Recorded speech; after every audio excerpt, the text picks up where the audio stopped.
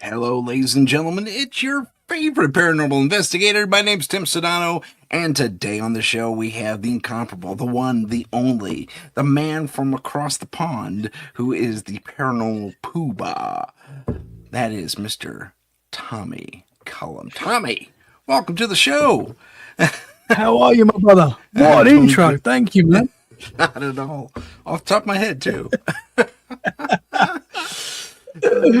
I'm so excited to be here, man. Thank you so much for having me back on, brother. Oh, it's been too long. We should do this weekly. Absolutely. Yeah, I'm up for it, man. Really? Okay, I might take you up on that. Absolutely. Always, man. Okay. Anytime. I love having these conversations. I know we're going to get freaky tonight, and yes, I love getting freaky. Having these conversations, I can do it all the time. I love it. Fantastic. Tommy, before we get jump into our freaky conversations, why don't I give you the floor and you tell everyone a little bit about yourself and your show? Yeah, well, thank you very much, man. So my show is called Let's Get Freaky, and it's a paranormal podcast, supernatural podcast, a little bit conspiracy as well. We talk paranormal, ghosts, cryptids, UFOs, as I say, conspiracies. And I have awesome guests on like Tim, which come on, share their experiences or their theories on all aspects of high strangeness. And I've had a lot of paranormal experiences myself. So I would say I know this stuff is real. I know there's things going on around us that we can't always see. And sometimes we get a glimpse of. And it just fascinates me. It's blown my mind. I grew up in a haunted house when I was very young, so this has always been a part of my life. So I want the answers. I don't know if we're going to get the answers, but I want the answers. The more people we talk to, the better. Oh yeah, I hear you there. I had Jen and Mondo on from 305 Paranormal last week. They're awesome. They're fantastic awesome people. They spoke very highly of you, by the way. And thank you, man. You and David. All that fun stuff. David's a legend. Down the rabbit hole. Dropping names and stuff like that, but that's okay. We're here to support our friends. There's so many amazing people in this sphere that we're in. Yeah, it is amazing.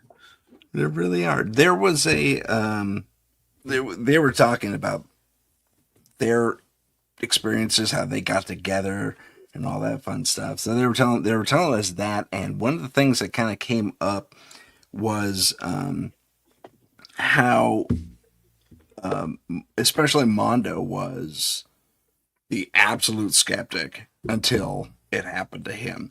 And you and I have very different experiences. You and I both at a young age saw, yours is amazing because you call him Shakespeare. He was in your room. Mm-hmm. Yeah. Forever. Yeah. And your mom was there. She put her hand through him, That was fantastic. And then there's me with the stewardess who showed up and screamed at me without a voice. That was wild. Yeah. That was nuts. Terrifying, man. Yeah, it was. I ran through her to get to my mom. Yeah. And this stuff, I mean, when you have these experiences, I think it opens you up. I think that's why when you have these experiences as a kid and kind of accept it, mm-hmm. and for you, it's undeniable. So I think that's why you continue to have experiences as you get older. Because, you meet people that have never experienced anything, which is quite strange. There are some people out there that say they've not had any paranormal experience, even though often they have. But that's another story. But then you get people that seem to experience quite a lot. And I often wonder why that is, why certain people seem to experience. And I think it's literally just being open to it and believing it. Well, they say when you're a little kid, like you and I were, you're wide open. I mean, you don't have a choice. Yeah, you get all this input from various dimensions, if you will, frequencies, what have you. And you just know it. You accept it. I mean, there's the really scary version where they're not ghosts. I think we may have touched on this last time you were on. There's that story I think it's out of LA, Los Angeles. And there's a family, they had been in this apartment or whatever it was for a while. And it was it was an older facility, older housing unit, but they kind of, made it a little more modern and stuff like that, new coat of paint, that type of thing, just spruced it up a little bit. But what they didn't change was the ventilation. So the little, the mom, this young mother is taking care of her kid, and the little boy is like 3, maybe 4, talking to their imaginary friend. And then, so as parents do, you kind of watch them from the corner once in a while. And when he hands the imaginary friend a snack, his snack, like a Fig Newton or something like that, a little hand reaches in the vent and grabs it and takes it back. Whoa. And it was not a human hand. It had like 3 or 4 fingers, including the thumb, and they were kind of clawed, but it was small, And Yeah. so there's the other side of all that stuff too. Yeah, Yeah, absolutely. Right there. So absolutely, man. And what is so that? she freaked out. She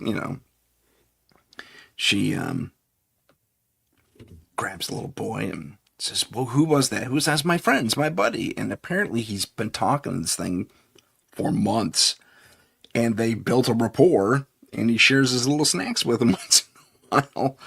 So wild. yeah. And I think later on, it came back. It like tested the waters a little bit, and it came back. And this time, she had the presence of mind to get her cell phone out. And lo and behold, you see it's super shadowy. It's an old flip phone, so it's like very grainy video. But she caught it on video, and this little thing goes scampers away as soon as she sees the mom. But it was a creature, man, and it had a tail. It looked almost reptilian. Wow. And how big was it, would you say, roughly? About the size of I don't know, your average 4-year-old, give or take. But this thing was able to navigate the ventilation system. That is wild. Yeah, that's not cool. Ooh, man. There's so much. Say again. There's so much. There's so much to this. It's amazing. And it actually paranormal wild world. Oh, I know, and it kind of relates to something else in that neck of the woods down in Los Angeles, where back in like the 20s or something, there was, and it was acknowledged and then very quickly covered up, that there were tunnels underneath LA. And there was an exploration, and it was on the front page, no problem. No censorship whatsoever. Yeah, I'm going to go investigate these tunnels that are under LA, and this one explorer says with his team, and he got funding for it and everything. And we're going to also investigate the rumor of the lizard people. The lizard people. Man, yeah. Well, yeah. So. These things seem to be everywhere. They seem to be among us. Uh-huh. It sounds wild to people that don't look into this stuff, but it's out there, man. So many people experience this. Oh, I know. And there was something like, long about 15, maybe even 20 years ago, that cropped up, and it was on one of those shows you kind of have to dismiss. It was like, the paranormal caught on camera kind of a deal, but it wasn't that show. It was a different show, a predecessor. Mm-hmm. And these guys are trudging along, and they hear this, weird sound in the gutters beneath them, and I think they had just installed the subway there, reinstalled the subway. So there were these big grates, and they point their little cell phone down, and this huge thing, I mean, 8-foot long looking lizard dude goes brrr, looks at him, and then skitters on. Whoa. It was quick. It was, again, not the best resolution, but yeah. And this is way before AI and CG were even readily available to the public. Now a video like that, you're just going to pass off as AI. You're going to have to at least take a few looks at it. Yeah. Those days are, I mean, I remember seeing videos like that 5-10 years ago, and you'd be like, that's real. You know, there's no doubt in your mind. Obviously, there was some fake stuff. But I can tell you, one of my friends that I used to work with, and I won't say his name because I've not got permission to share this story. Okay. But I'm gonna share it though, and I've shared it before. Names have been changed to protect. Names have been changed. So I used to work with this guy back when I used to work in a steel firm in London. I used to work for a steel firm, and I started working with this new guy that started working with us. And this is before I started Let's Get Freaky, or even really thought about doing I might have been thinking about doing a podcast, but I'd not started doing a podcast. I did listen to other shows and stuff, so I was very aware of these topics. So I must have brought it up, or he brought it up, I don't know, but I can't remember who actually started the conversation. But we got into the weird and wonderful world that we live in, and he started telling me some of his paranormal experiences. And he told me this experience. He's like, and I'd only known this guy for like a day or two. We'd only just started working together. So, you know, he's brave to share this story with me. But he was like, I'm going to tell you, this is wild, man. But he was on the London Underground, right? And he said we must have started talking about reptilians and stuff like that. Maybe we was talking about the royal family or something. I don't know what. But we're having this conversation. And he said, I was on the London Underground. And I'm sitting there, and I think he was quite busy on the. There was a few people on the train, and he said there's this dude sitting opposite him that was just very strange. You know, he just got this weird feeling about this guy sitting opposite him. He was like looking at him funny, and this guy just gave him a weird vibe. So anyway, he said he's sort of trying not to look at this dude, but sort of looking every now and again because he was just getting this feeling. And he said he's looking at this guy, and this guy's like looking back at him.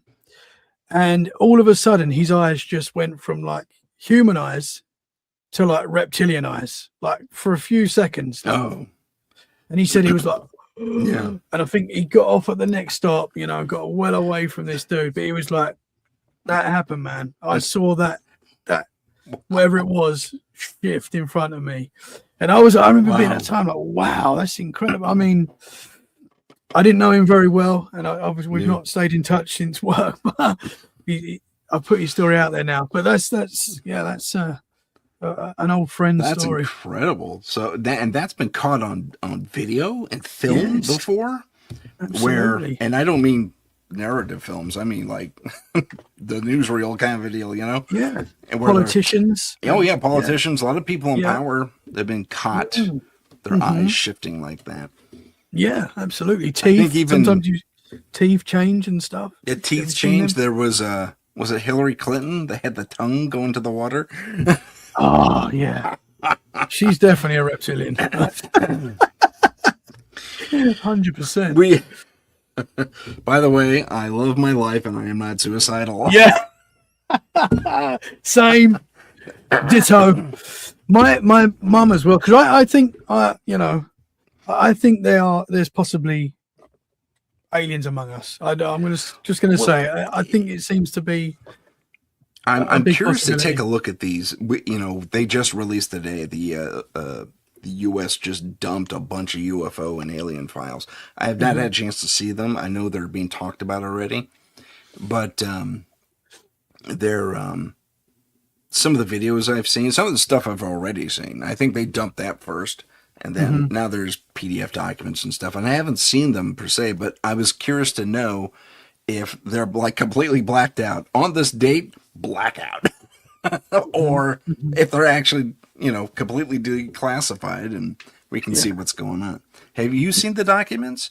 I've seen bits of it. I've seen bits on social media, which, as you know, you can't always trust exactly what you're seeing on social media. So I haven't actually gone on the official website yet to check it out, which I need to do. But what I've seen so far is pretty wild. I mean, a lot of it we've kind of seen already, I would say. We've seen very similar videos already. Yeah. Guys like us, we know this stuff is already out there. We've had experiences ourselves. Yeah. I've seen weird things in the sky that I can't explain. So I know there's stuff out there. I've seen it. But it's very strange that now it's coming out. That's the weird thing. That's always the thing that makes us go, why now? And obviously, the world's pretty crazy right now. There's a lot going on. You got to wonder if it's a distraction. It You know, feels like that. it does. I'm still curious to see what they got to say. So I'll Hmm. be diving into that this coming week. Yeah, But I mean, there was also something kind of related to that, almost a precursor that started populating the web like even a couple of days ago, where at least here in the U.S.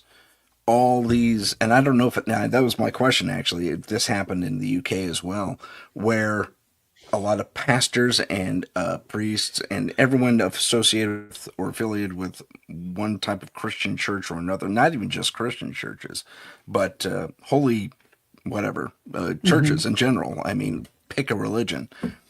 The government sits them all down and says, okay, we're going to be releasing some stuff and you may have to answer a few weird questions because you're going to, there will be some questions brought about because, the idea of God being the creator of us is going to be challenged. So it's like, oh, that's heavy duty. yeah, absolutely, Yeah, that's absolutely. really heavy duty. And then there was something about July 11th, which I just blanked on. What this coming this year? We got something coming this. Yes, yeah. Oh, Did okay. you hear about that July 11th? Oh, I'm I blanking. know the Steven Spielberg film's coming out in Maybe June, that's what it July, is. Yeah, yeah. Maybe and that's because what they're it is. saying there's something weird going on with that as well. It's like a Mm-hmm. disclosure movie Yeah. where Well, these, and we know that sometimes they have to tell us stuff in film. For the conspiracy people, we right. know that some of the stuff that we are shown in films is like a precursor to what's coming, and that's what Yeah. some people are saying in the conspiracy world. And I think the 11th might be. I might be wrong on this, but I'm pretty sure that was when Trump said he was going to speak out about some of this stuff. But evidently, Oh, stuff's come out today, so yeah. I don't know. That might be wrong. Could So be a precursor. Who knows? yeah, yeah. Or not the opposite of a precursor. But yeah, it's weird though because I've not seen. I don't watch the news too much, to be honest. I Mm. actually probably watch more US news than I do UK news. Our news is pretty much the same anyway. Trump is on telly every day in the UK anyway, so our news is the same. But there's not been too much, and we have just had general elections in the UK as we record this. There's just been general elections, so that's kind of taken the newsreel for the last few days, week or so.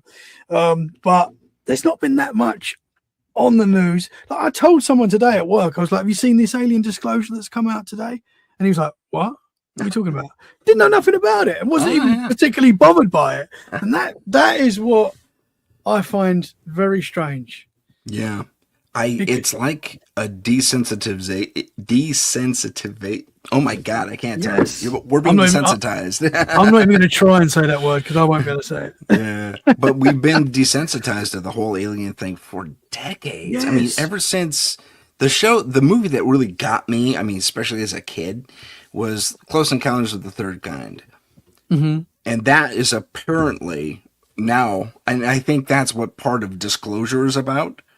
The rumor is this. Okay, we're drifting to conspiracy theory here, but Let's go. the rumor is that in part Disclosure is actually going to focus on that film a little bit because Alan Hynek was the advisor on that, and he he said, well, if the aliens look like this is what we were told, and maybe we saw it too, maybe we didn't, that kind of thing. Little But wink. apparently, Yeah. that's an actual event that happened at one point or another. Not in Wyoming necessarily, but Close Encounters of the Third Kind was an actual event Wow. Okay. somewhere in the U.S. or at least in the world somewhere. I Interesting. think it was in the U.S. somewhere super remote, and they didn't have the whole gassing the livestock and everything to make it look like a gas leak was that was part of the fiction. I don't think they actually did that. And if they did, they hid it real well because I did some research. I didn't find it in the newspapers anywhere, but or the news archives, I guess I should say.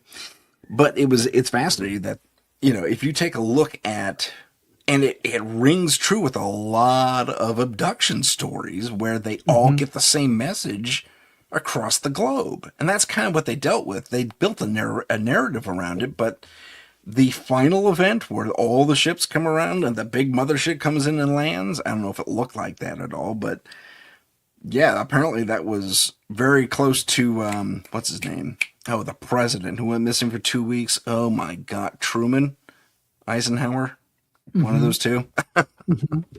Yeah. So apparently that's his actual story. What happened? Interesting, man.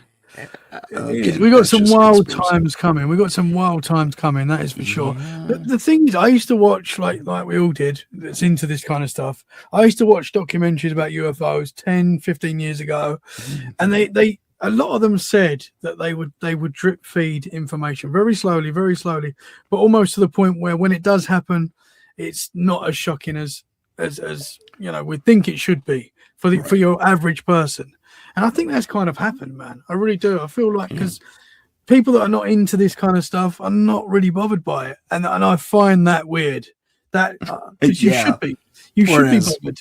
Where even 40 years ago they would have. It was like, really, that scares me. I don't want to do that. I'm moving to the hills. Yeah, I'm gonna get a cabin. I don't want to experience this. But yeah.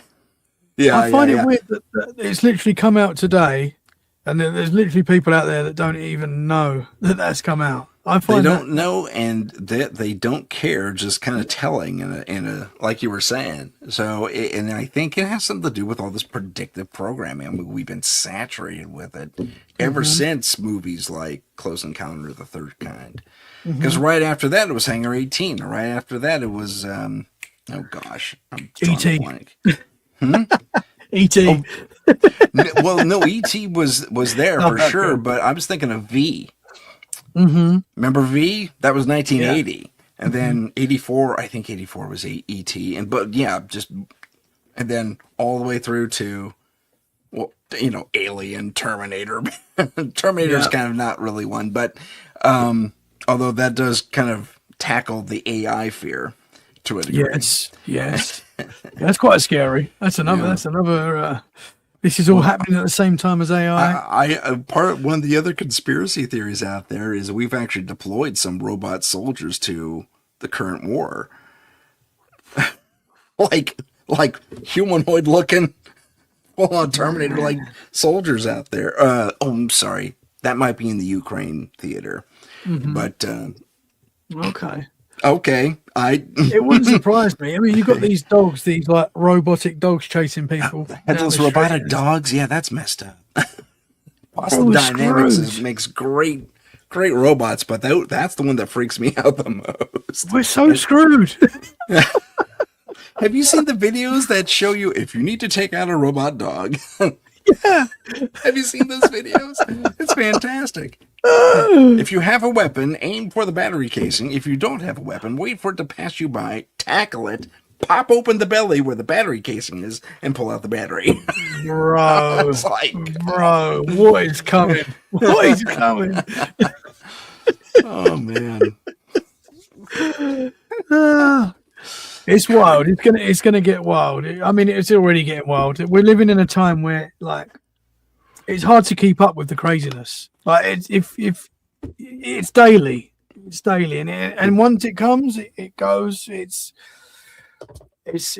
wild. Yeah, it's the Wild West. It's worse than the Wild West. It is. It's the untamed continent of I don't know what. Crazy town, man. It's oh man, because gosh, it just. We'll be okay though, brother. I think so too. Hopefully, the thing at the moment, obviously, in our world, is that there's different ideas of what is happening right now. Yeah, and of course, there's going to be like friction, and some people are saying this is all demons. Some people are saying this is all love and light, and there's obviously a mixture of everything going on. I would say, Yeah. And for me, it's I don't know. I'm Catholic. That's how I was brought up, and one of the things that surprised me is the Vatican actually released something about 5-6 years ago and said, yeah, here's what we suppose if aliens are real. And if you know anything about the Vatican, they have their secrets too. They could probably, outbeat pretty much everyone in the world, including the U.S. for secrets. And the U.K., because the U.K.'s got their share too. But absolutely. But I mean, they have secrets going back way back. So, and they got the Vatican vault and all that fun stuff. But one of the things they actually said was that if aliens are out there, they're beings just like that. And they said it with such authority, such knowledge, which made me think, oh, they know something. They're beings like us. They're flesh and blood, and they're just more advanced than we are. But they're still God's creation, which gave me a little bit of peace. But at the same time, I said, well, how do you know about what's out there? You start asking the questions. And then there's the other side of that, which I actually full on do not subscribe to, that even though some of these experiences and experiencers see things come, craft and creatures and entities or whatever it is you want to call them come from another dimension. To call them demons is, I think, way premature. I don't see that level of mechanization for a spiritual creature. I mean, given what we learned from Bob Lazar, from others deep into the whole UFO thing, where these things were made of metal. Yeah, they were kind of intelligent metal. We have that now. Just barely got it, but we have it. I think our new fighter here in the U.S. has it. And I think UK's sixth or seventh generation fighters have it too. But it can actually seal and actually change the plane of the wing to make things go a little faster or slower. Wow. It's pretty cool. Yeah. And there's memory metal. We've had memory metal. My glasses have memory metal. I mean, that technology is definitely derived from a mechanical and a metallurgical and a what's that called? Micro something discipline. I was on a roll there. And then I lost the words.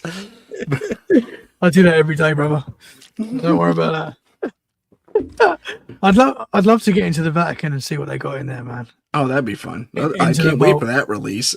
Oh, they need to do that. I think it's about time. Oh, that'd be fantastic. Some people say there's bodies in, I mean, obviously it's all speculation, but some people say there's like alien bodies in there and stuff like that. I mean, that would be obviously pretty wild. Yeah. I mean, who knows? But let us go in. Let's have a look. Oh, yeah, that'd be fantastic. I'd love to see what they have, just to see it, And that'd be fantastic. I'm sure they can have all kinds of cool stuff down there.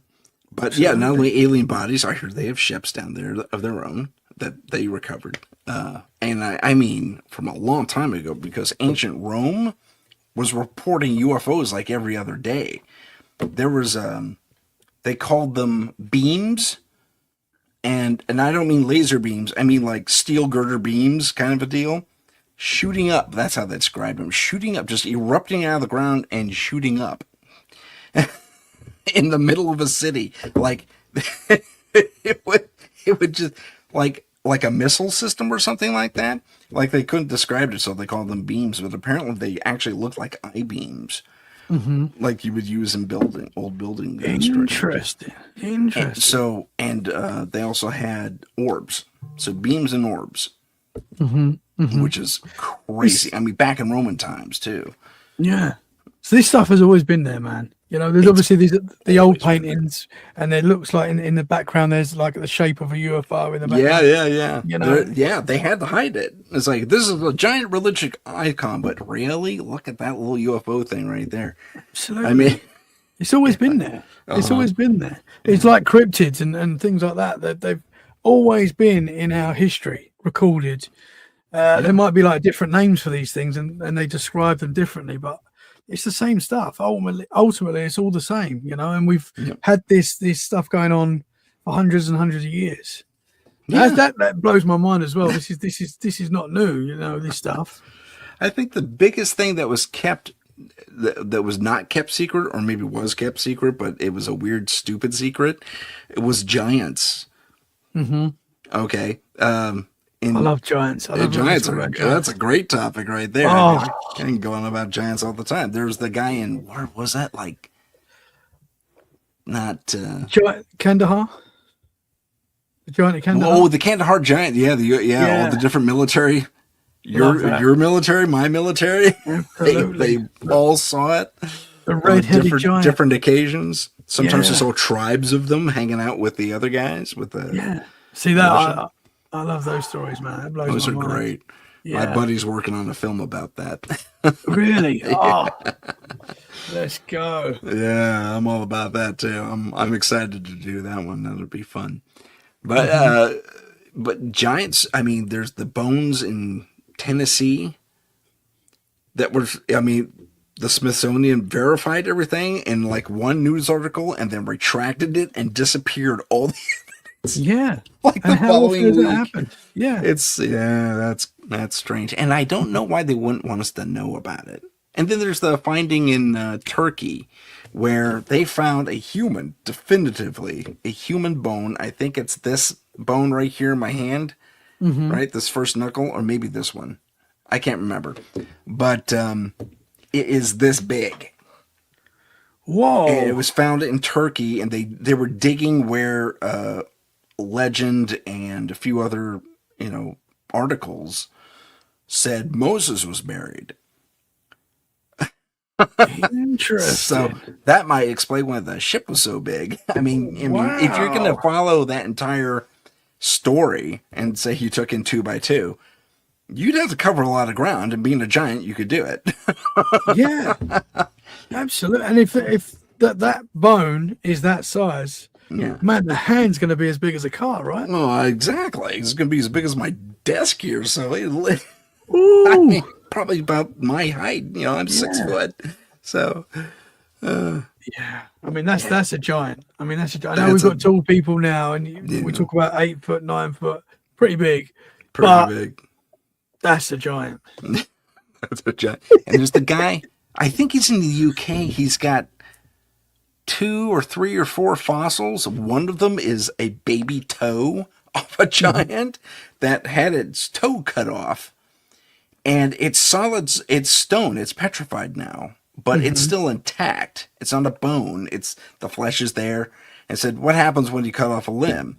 Skin flaps over on the chopped off part, and sure enough, there's a flap of skin there.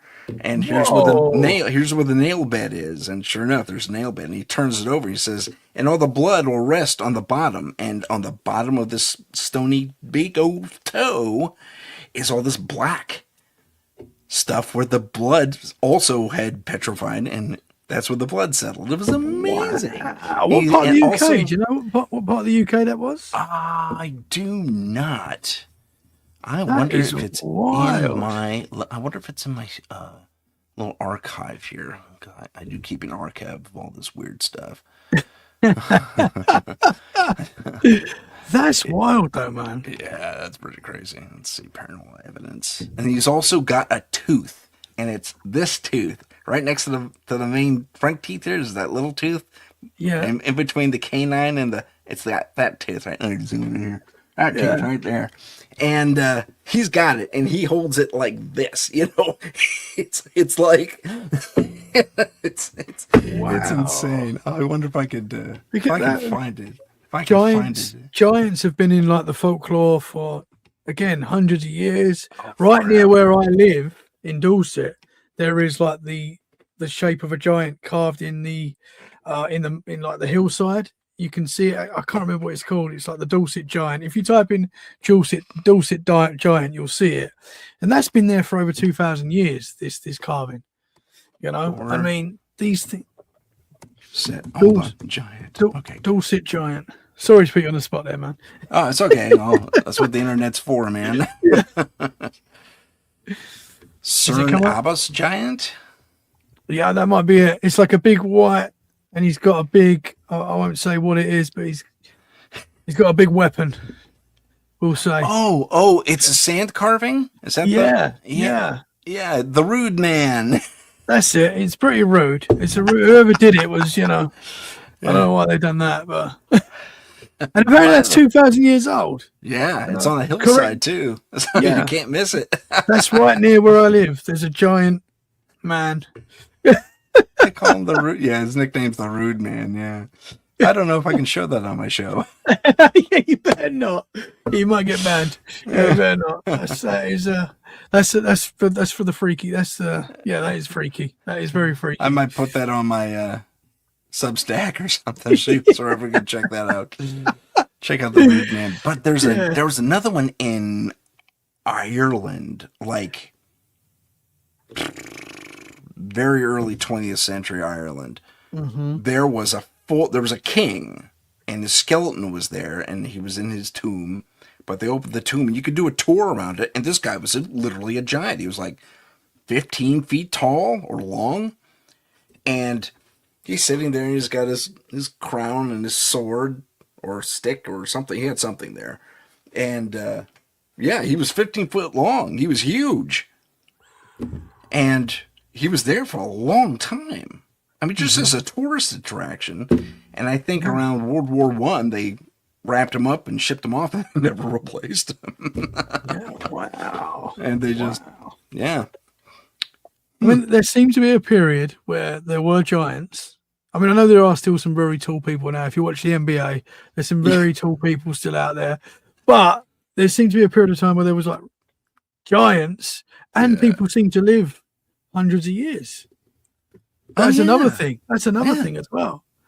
They were saying they were living. I mean, again, I have to go back to the Bible for that reference because they do mention that in the book. They say, what's his name lasted for 950 years. What's his name lived for 750 years. Yeah. Yeah. And it was no big whoop to last that long.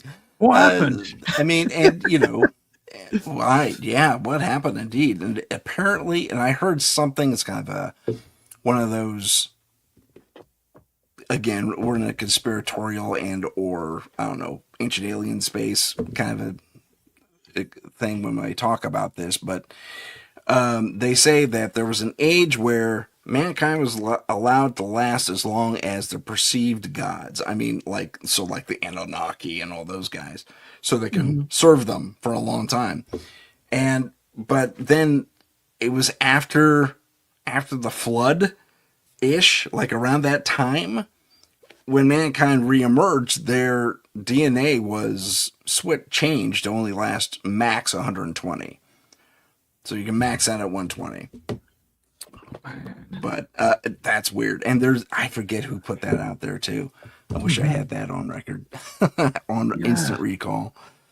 I mean, there's so much about our history that we don't really know.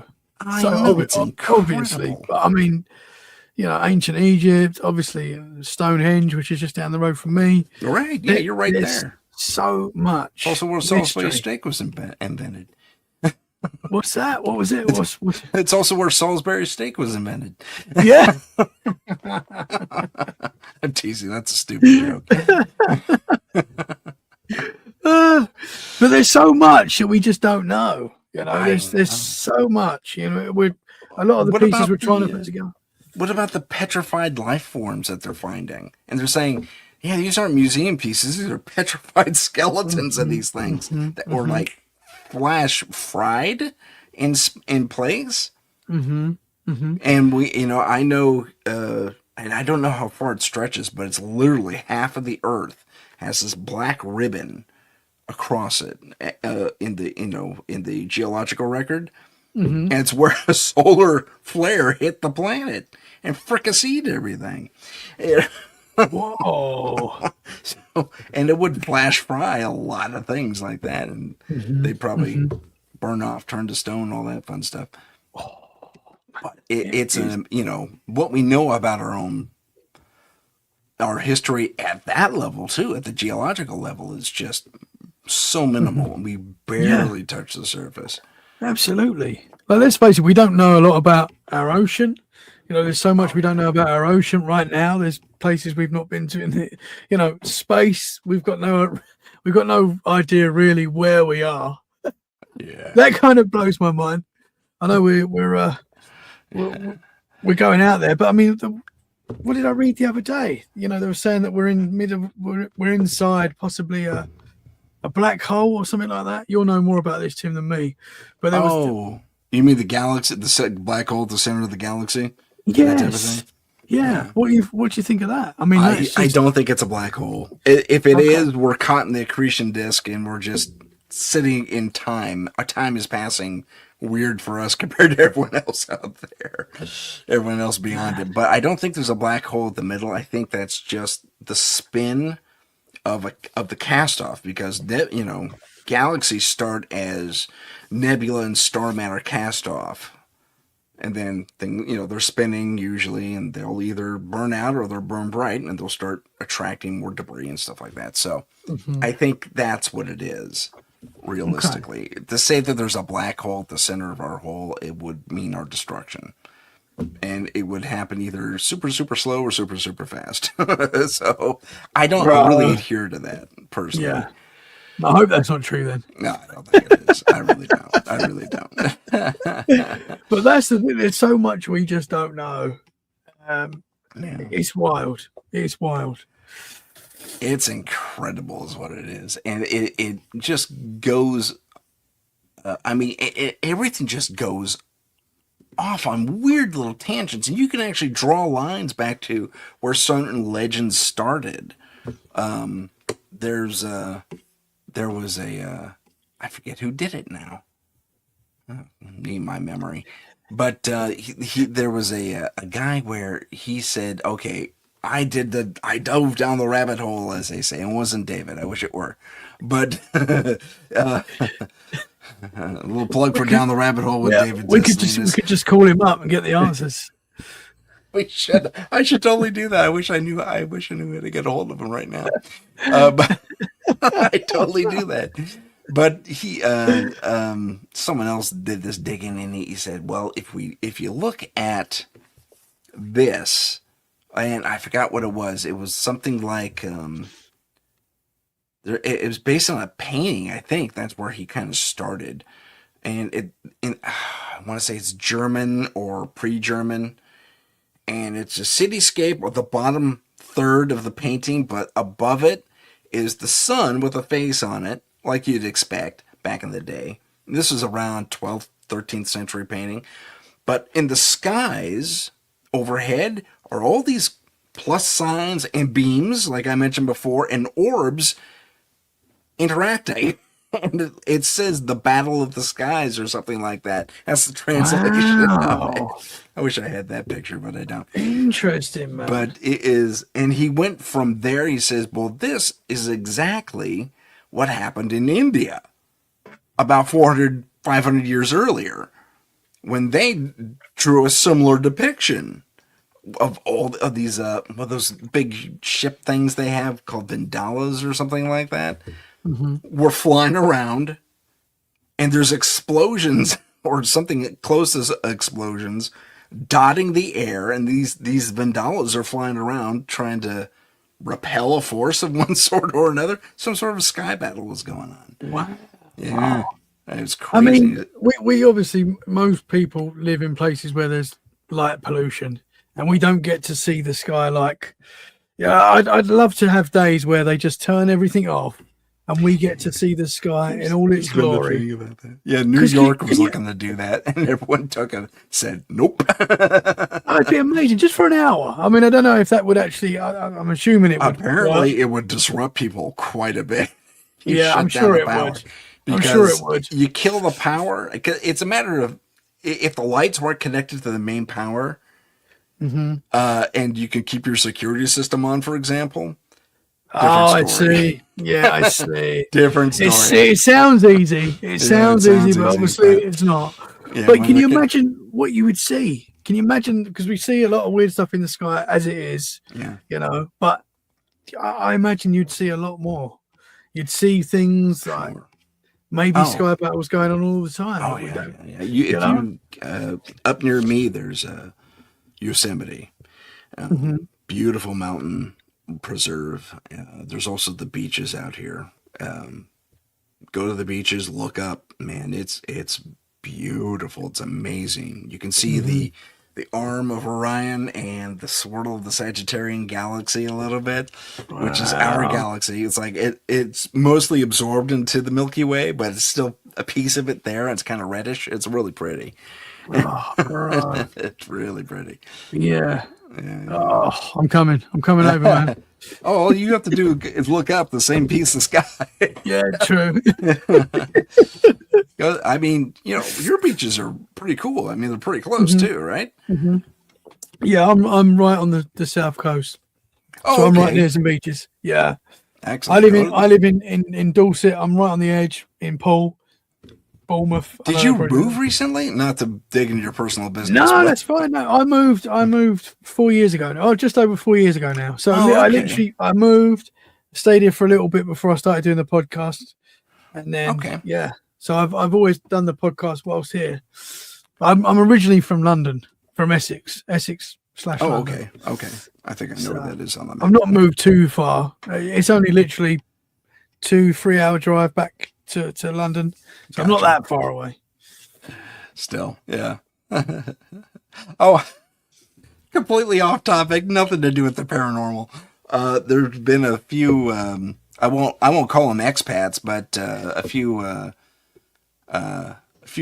from the UK who have moved here, and they've done travel logs, and they've said, but when you say London is 2 hours away, and you think that's far, no, because That 2 hours away is barely one city away here in the U.S. I know, and Yeah, that is what. But that's what a lot of the big difference is. In the UK, people will moan about driving 20 minutes. right. They're like, "I'm not drove 20 minutes," but then I talk to my friends in the US, and they're like, "Oh, I drove 4 hours to work." I'm like, people just wouldn't do that in the UK, you know. Yeah. It would be. Yeah, man, that's a kicker. I always found that kind of fun. It's like, wow, yeah, from the tip of England proper, about where you are, to the northernmost point of Scotland would be what, a 3 or 4 hour drive? Well, I googled this. I googled this the other day because I was on a podcast and we were talking about this, and I said it would take about 12 hours to get to Scotland. That's what I thought. To the other side of Scotland. I know. What was it? Well, I can do it right now. I can see on my thing, but I Yeah, think go it's ahead. about eight. I think it's about 8 hours. Okay, Let me okay, just have a look. If I type in Loch Ness, we'll go Loch Ness. okay. Loch Ness is pretty You far. gotta go. You gotta go Loch Ness. So okay. So if I left right now from my house, it would take me 10 hours and 53 minutes to see Nessie, which is basically near the end of Scotland. Right, it's right up there. Yeah. Yeah. So you can do the whole of the UK in half a day. Half a day. Basically. That's Yeah. not bad. That's not bad. Yeah, it's 6 hours from where I'm at to Los Angeles.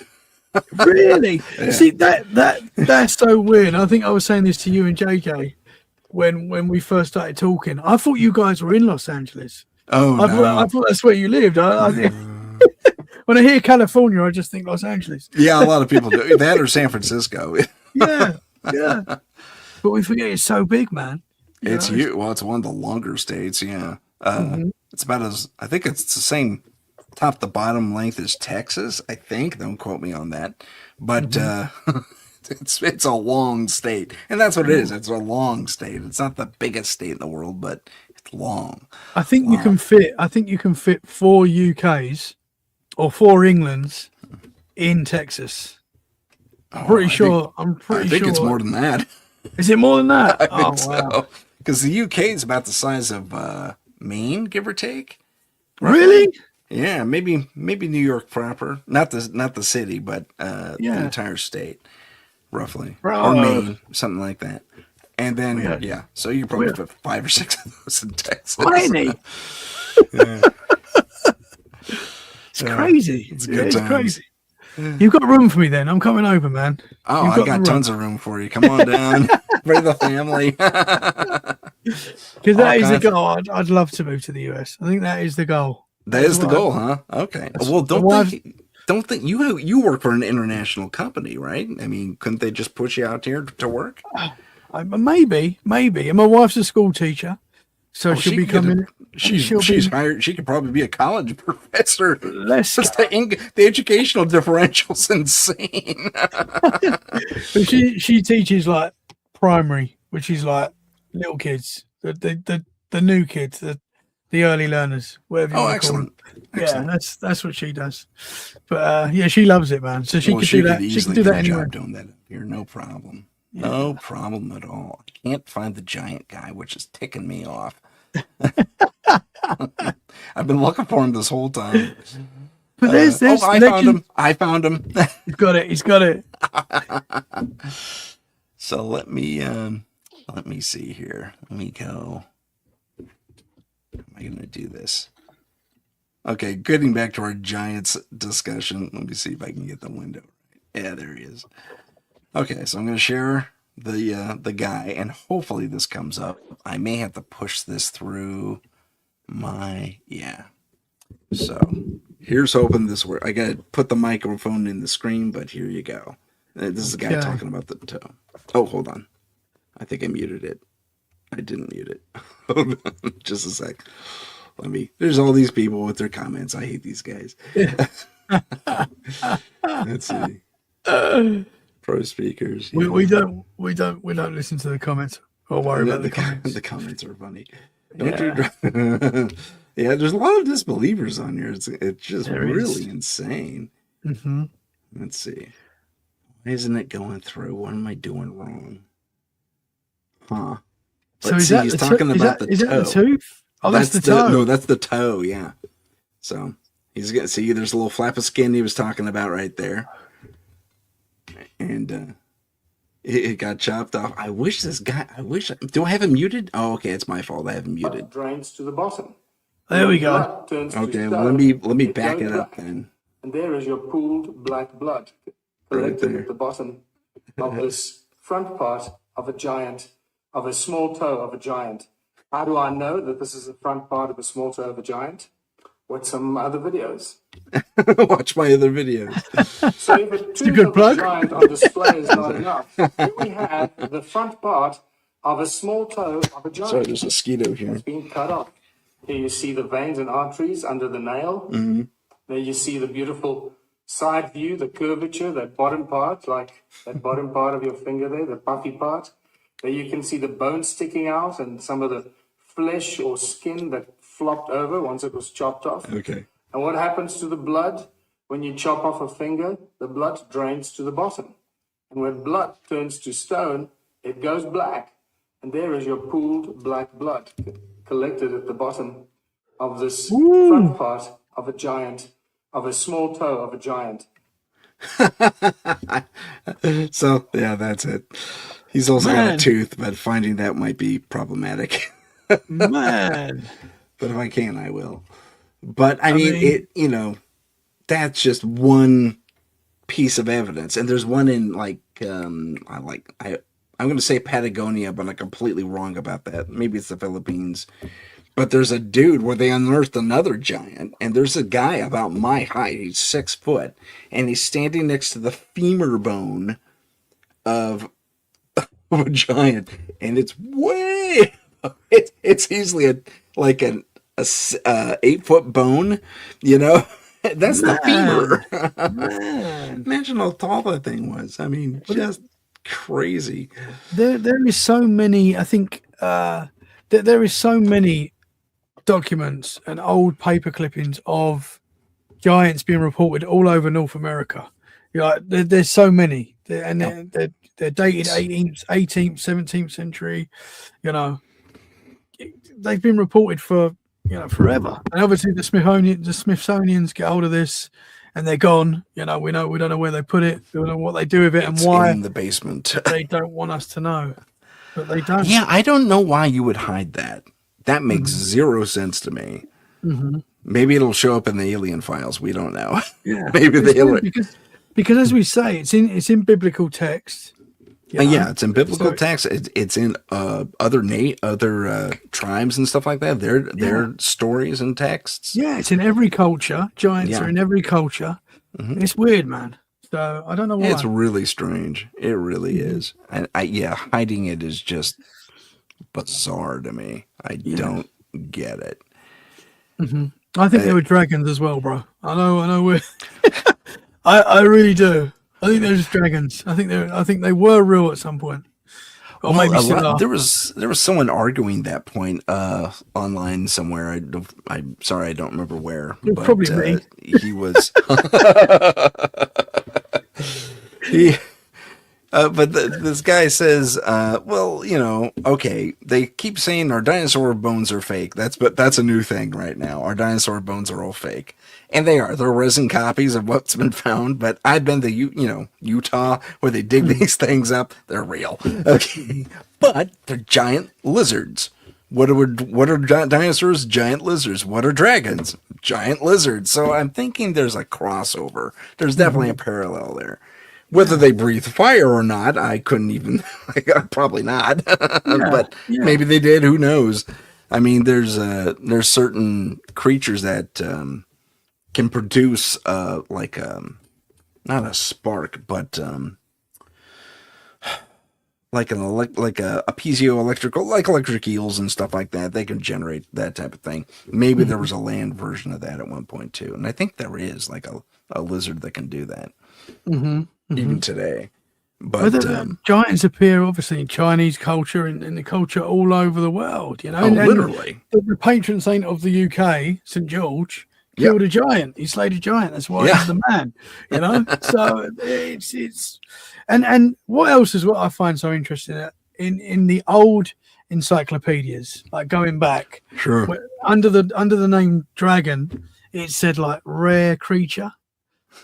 Not that it's mythical, not that it's made up. I know, take of this what you will, but it says rare creature and describes a dragon. And obviously now it says mythical creature, but I think maybe there's something to it, man. Yeah, I think it gives you pause, doesn't it? It makes you go, huh? Game of Thrones is real. Yeah. It has to be to one degree or another, in my personal estimation, only because we already have evidence of creatures that are similar, very similar, the dinosaurs and stuff like that. Like humans, we have very tall humans in the NBA, as you pointed out, and taller. And I don't know if you watch Reacher or not, but there was that really big dude who was on there in the last season. He's a Swedish fella, I think. And he is like 7'4" or something like that. Yeah. He's up there. Like a living giant. He doesn't have gigantism, which is that weird pituitary growth thing. No, he's literally that big, just by nature, and it's in his family. So,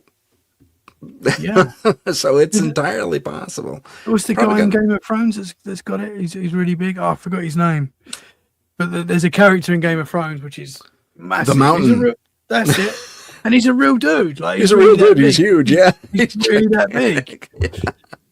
So they're out there, man. Yeah, but same thing. I mean, those two dudes are. They're not the only ones, especially up in the north.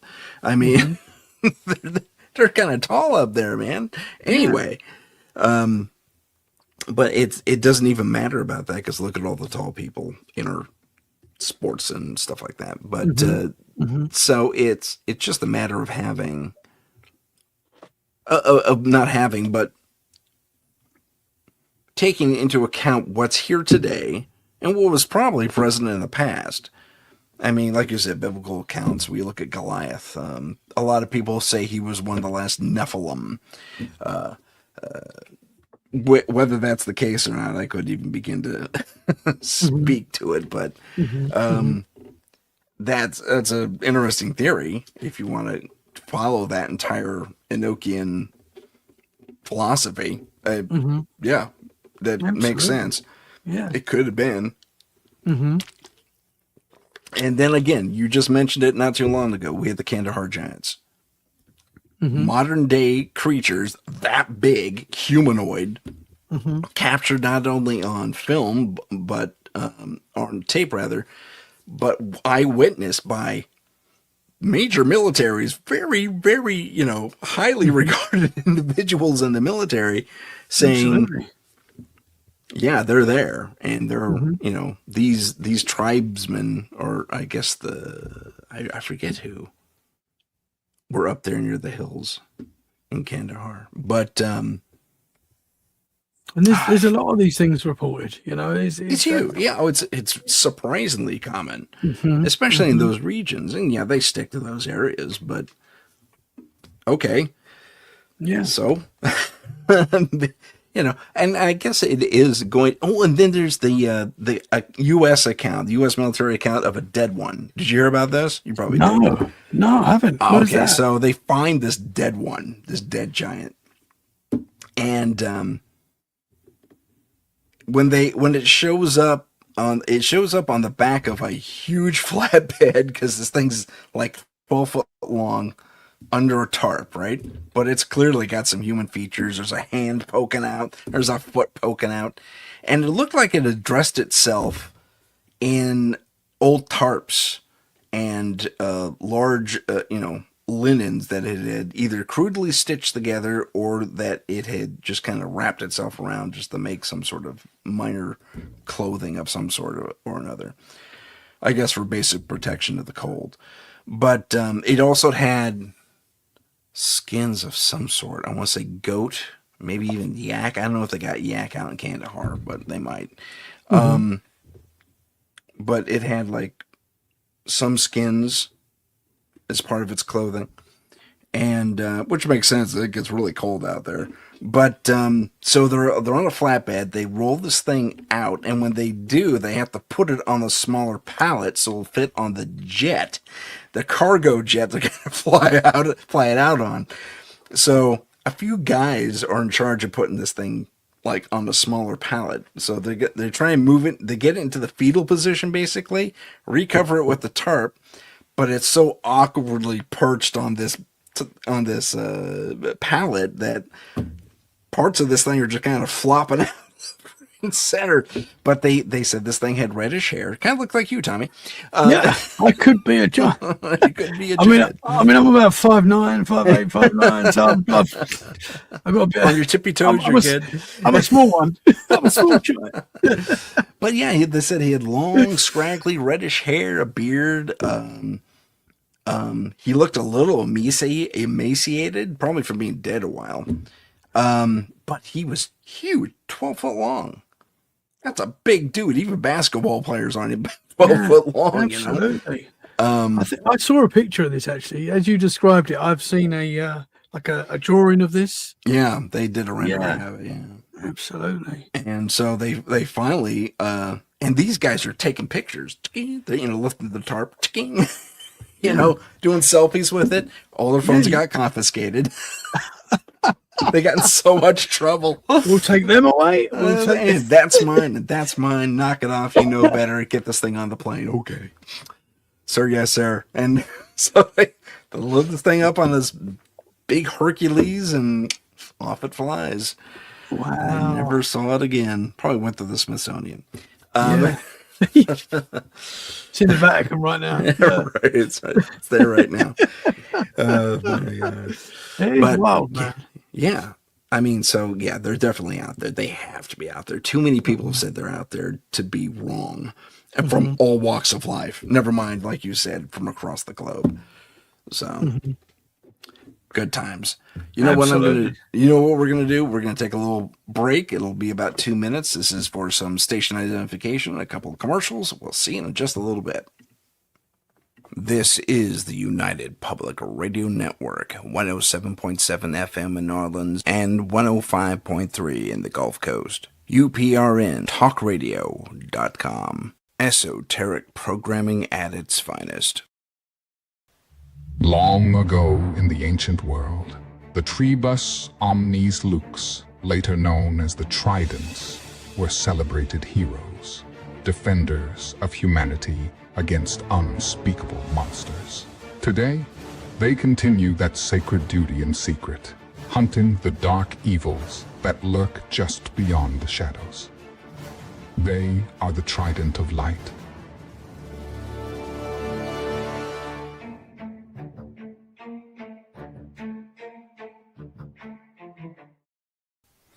Introducing Story TV, enabling true creative freedom for independent creators. Search an ever-growing library of fantastic festival winners, including Blaney Tucker's Ghost and the Monster Hunters of the TOL. Free to enjoy at lower resolutions. Pay $5 per month for 1080 and full K presentations to support the artists you enjoy. Your monthly contribution actually goes to the filmmakers themselves. Support independent film. Support Story TV. Check out our Patreon. Get deeper behind-the-scenes insights. Also, tips into being a better paranormal investigator and other fascinating content. Follow us on Instagram at paranormal.insight. Stay informed on upcoming shows, see what paranormal trends we're following, and help us reach 50,000 followers by liking, following, and sharing. Don't forget to follow us on YouTube at paranormal_insight. Click the live tab to see our latest videos. And we're back.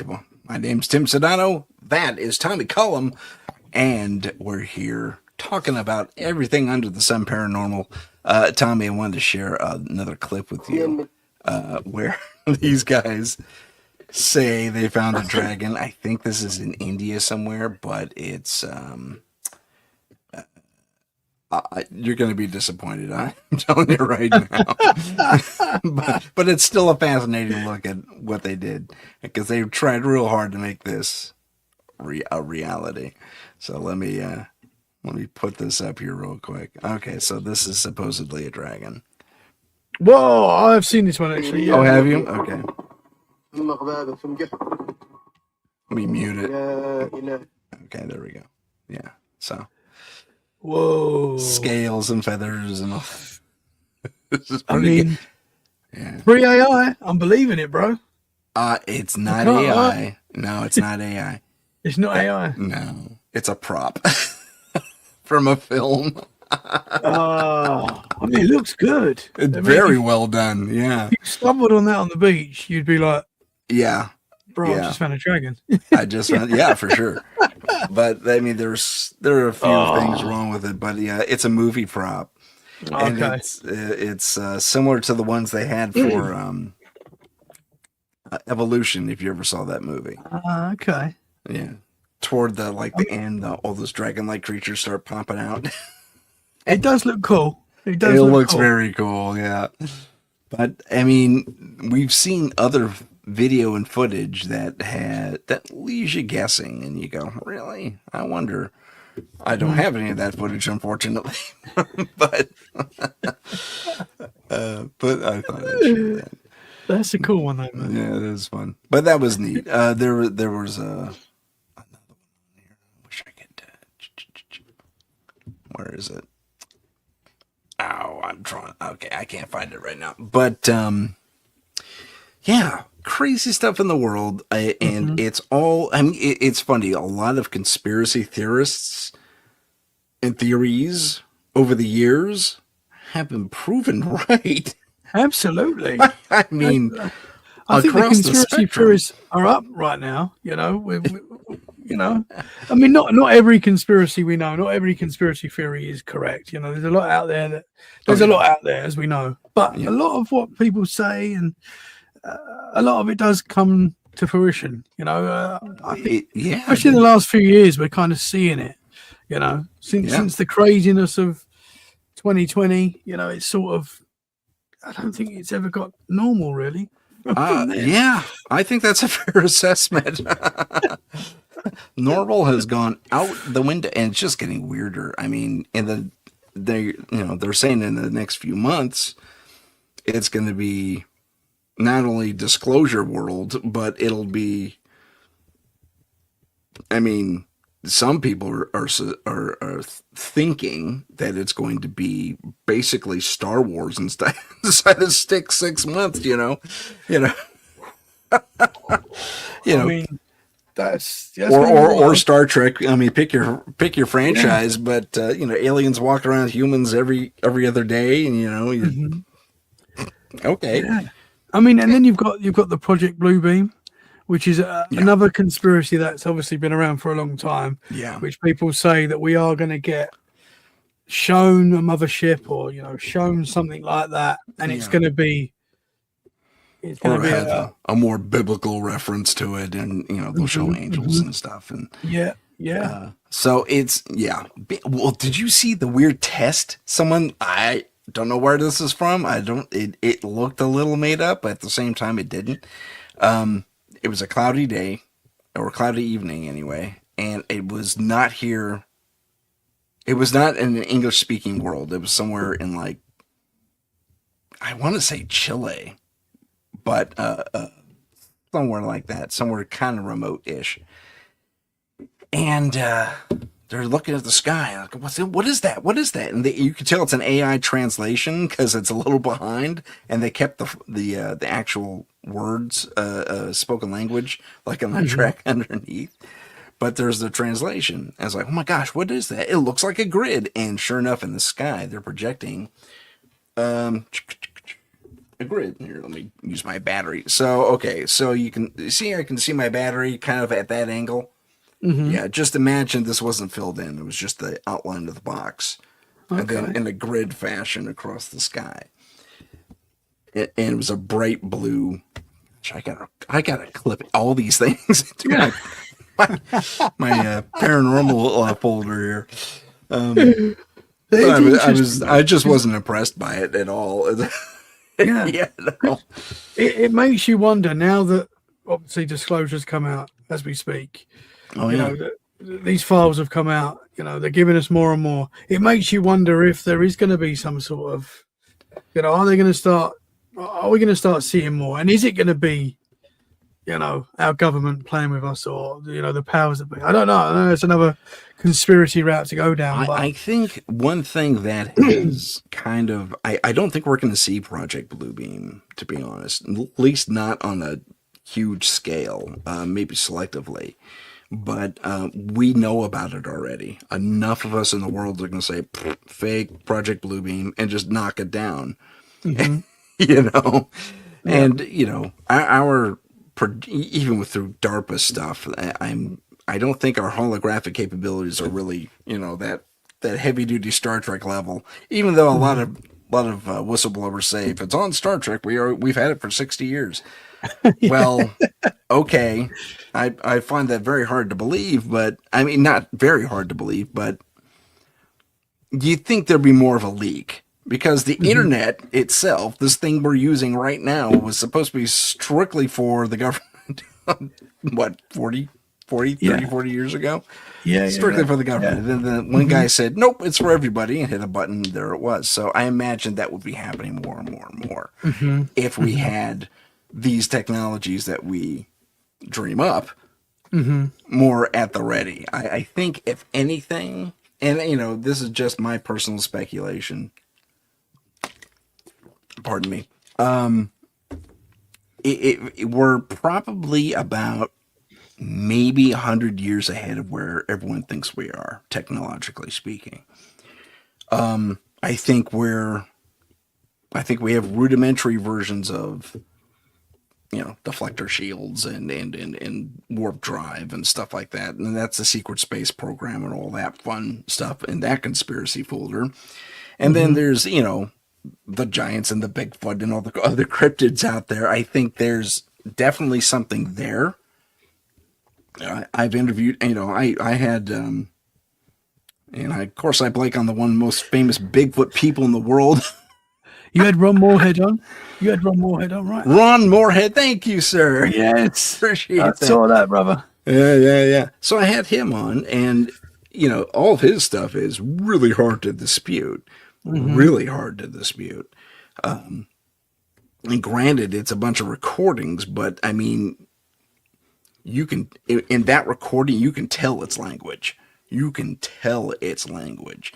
Going back and forth. And I went through and I did my own research before that interview. I was so into it. And I'm no crypto communications guy like Sam, what's his name, who was also a part of that team. Excuse me. But there was hints of Miwok. There was hints of even Algonquin, which is going way north of here, like up into Canada. Those tribes and Starts with a Y. I'm sorry, my Native American brothers and sisters for failing on that name, but they were using those languages like in concert. It was like they were trying to identify who they were talking to. Interesting. Yeah, and they couldn't. The pitch it was creating, no human can make that pitch. Is that right as well? So, And at that volume. Yeah. At that volume. So I mean, when you put that together, and this was recorded, I believe, was it the 60s or 70s? Very early 70s. So, on a little cassette recorder.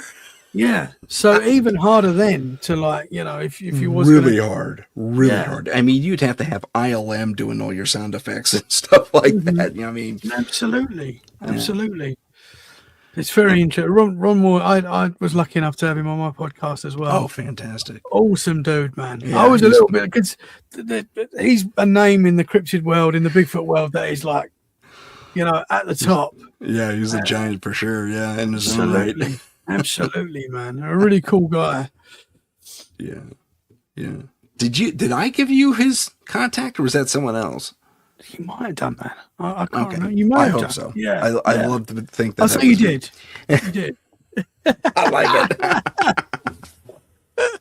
it. But going back to what we were saying earlier about I've got another story about, and this happened to my mum. So going back when we were saying about, like, aliens possibly being amongst us. So my mum, she's really into this kind of stuff now because of, she listens to Let's Get Freaky quite a lot, and now she's all in. Like, she loves it, and she's always been interested in it, but now she's like into conspiracies and all sorts of stuff. Oh, good for her. That's fantastic. So she's but this would have been about, I'm going to say 20 years ago. Okay. She used to work in like a quite a nice woman's fashion shop where we used to live in Shenfield in Essex. And she said she was working one day, and she was working with another lady. And this was quite a nice shop in Shenfield. So you'd get, like, it was quite wealthy people used to go in there and do their shopping, buy dresses and stuff like that. So this lady came in, and she said there was just something weird about this lady. Like, she's a quite weird shape. There was just something, and she might just have been a weird shaped lady, right? But my mum said that there was like an electric smell when she came in, like a weird electric smell coming off this lady. And she's walking around the shop, and my mum's like asking if she wants help or anything, and she's like, no, it's fine. But my mum was like, this is a bit weird, you know, she's got this electric smell. She's a bit of a weird looking lady. And then she left, and the lady my mum was working with she was quite spiritual. And she was like, Sue, that lady was not from this earth. And my mum was like, yeah, no, I know. She was very strange. She was like, no, Sue.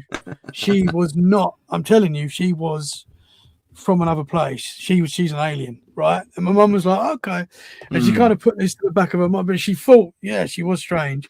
And then she, like, listened to Let's Get Freaky podcast and stuff, and she went back to that.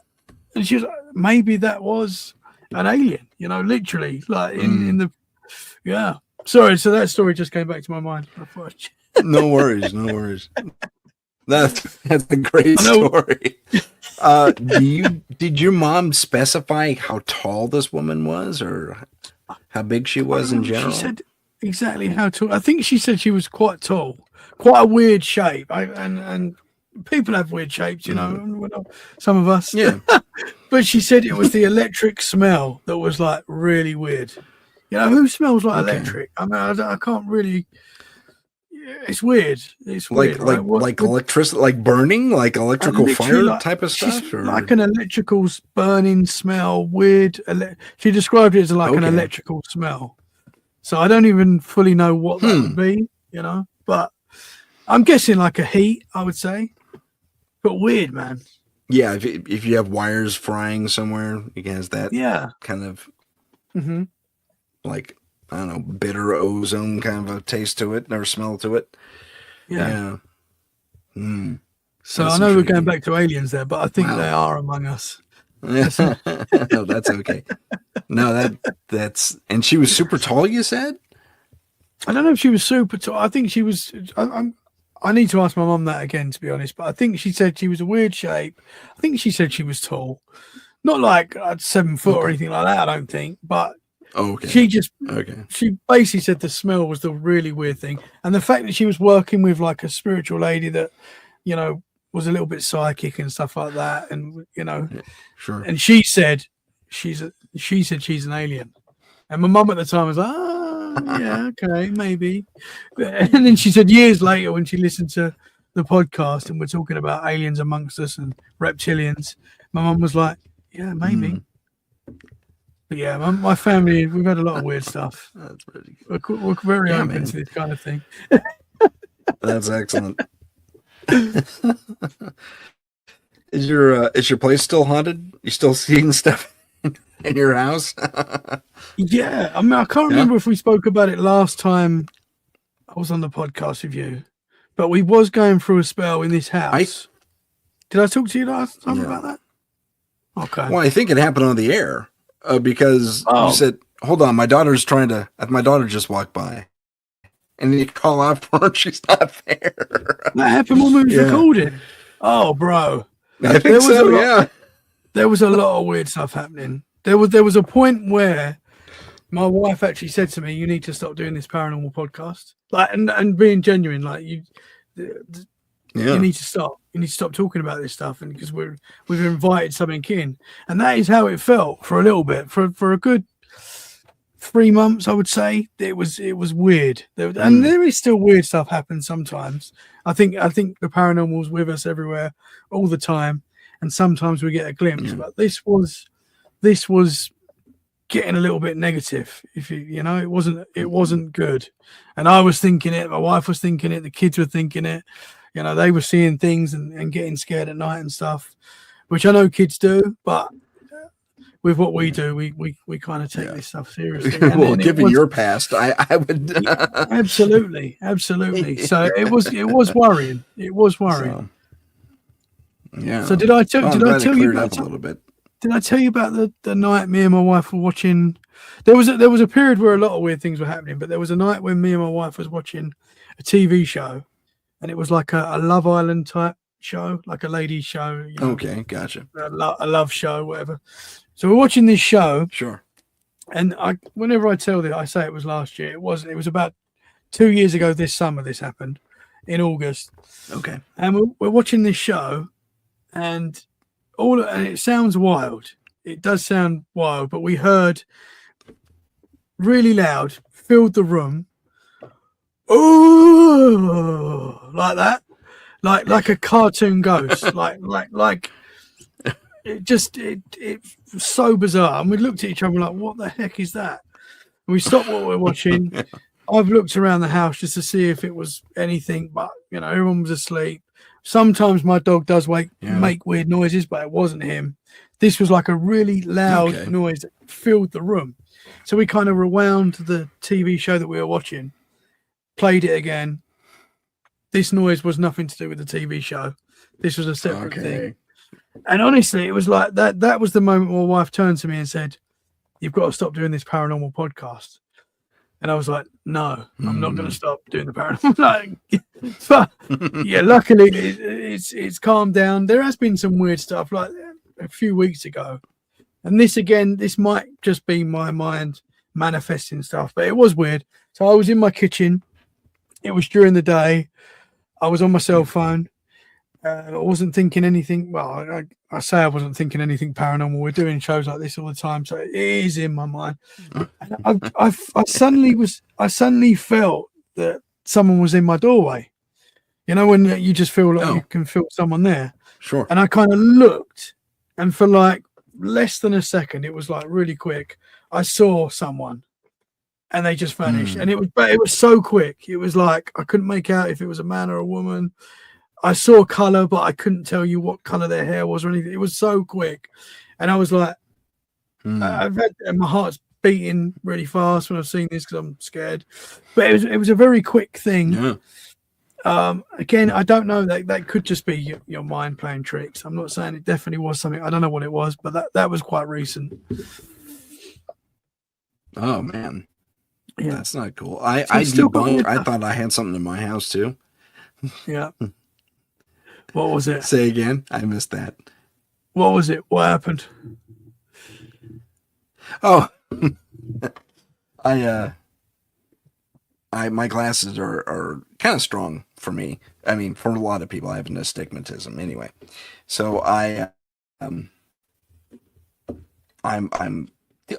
the kitchen. I'm making something or another, and I turn, and I swear something goes counter to my turn as I look past, like it whips by the doorway in the house. So I say, "What the heck was that?" And I got to turn everything off, and I go to I look around and I call out. No one's home. I knew no one was home. I said, hey, and then nothing. Walk the perimeter a little bit, and no, nothing there. Not getting any ooky feelings. So I go back to the kitchen and I turn everything back on and I start cooking. It was steam. A little bit of steam that hit the side of my glasses. Because it happened again exactly the same way. Yeah, sometimes there's a logical explanation. Yeah. I used to that's strange when you actually see an after image there, though. That speaks to something else. It was very quick. Yeah. It was so quick. It was like, I don't know. Because I know sometimes I used to jump to the paranormal straight away. Because I have had a lot of paranormal experiences, as you know. A lot of weird stuff's happened. So, but not everything's paranormal. I'm trying to be more skeptical. I'm sure some of the things that have happened, there is logical explanations. Some things, definitely, like seeing William Shakespeare in my room. That there's no doubt in that. I mean, it wasn't William Shakespeare, I don't think, but you know what I'm saying. That man was there. Yeah, I know. There's like that. Undeniable things that have happened, but then sometimes, you do see things in the corner of your eye, and it's not always paranormal. I hope. True. Fingers crossed for you, buddy. Yeah. Oh my goodness. Excuse me. One of the see, did we ever talk about that? I think maybe we did. Maybe not. Oh, okay. Real quick, going back to when I have Jen and Mondo on last week, I asked them. The first thing I asked them is about the Miami Mall alien incident, and I don't know if you know about. Do you know about that? Okay. So a lot of people put a lot of things up, and there's shaky videos, and some of them show these things walking around. They're about 8 foot tall. They shot that down quick. They said, nope, wasn't that at all. It was kids with fireworks. That was New Year's Eve, if you recall. And there's a big party there that the city throws.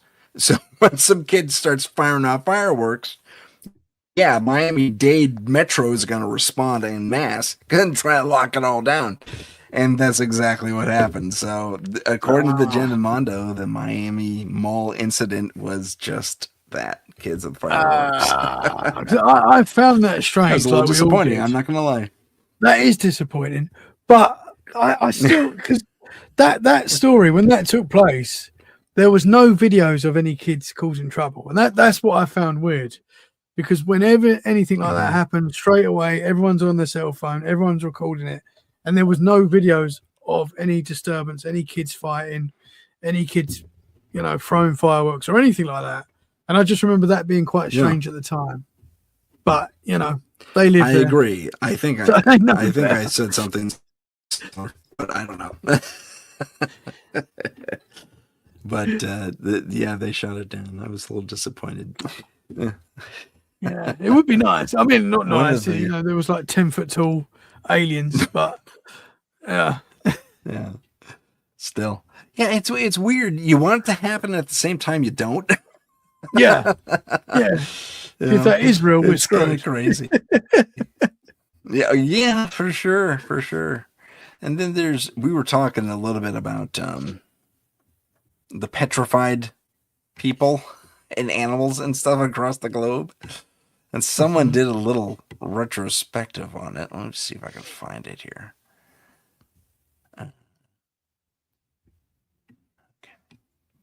Oh yeah. This is really fascinating. I think it has some merit. At the same time, I don't know. I don't know.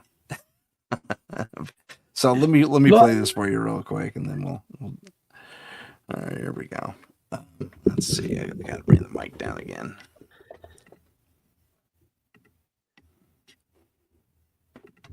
Higher beings petrified in sediment. Organs, skin, muscle tissue, some cellular structures still visible under microscope, discovered in mountains, cliffsides, deserts, often dismissed by mainstream science. But look again. Massive limbs, toes, ribs, eyelids sealed shut in stone, caves shaped like skulls, hills with bone marrow core, mountains with vertebrae. These aren't natural formations. These are corpses, buried, hardened, encoded in rock. And they all point to one thing. Something enormous died suddenly and was flash entombed in mud. How does living tissue turn to stone? Answer.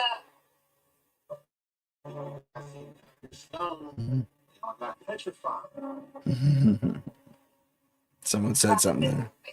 Usually takes eons, but under the right conditions. High frequency sun pressure, saturated iron-rich sediment, and you get instant petrification. It's the same tech used to make artificial stone today. Except this happened on a global scale during the mud flood. Fossils aren't dead. Okay, I'm gonna pause it right there. This is this lady in the mountains here is a piece of art. The artist came forward and said, "Yep, I made that in Photoshop." Really? Oh. But yeah. It's disappointing, I know. More disappointing stuff. We're gonna just debunk everything on this show. But they go on to say that these different frozen creatures, and the funny thing is, they actually have some. Look at that. That looks like brain tissue. Whoa. It looks like a crosscut of someone's brain, and that's what they would say. But they do bring up an interesting thing. Whereas, sorry, let me get rid of these guys here. Where let's go. They do say, okay, look, this looks like vertebrae. We've seen the frozen, the petrified animals deep in these forests that look like they were either put there at one point or another or died there maybe on site.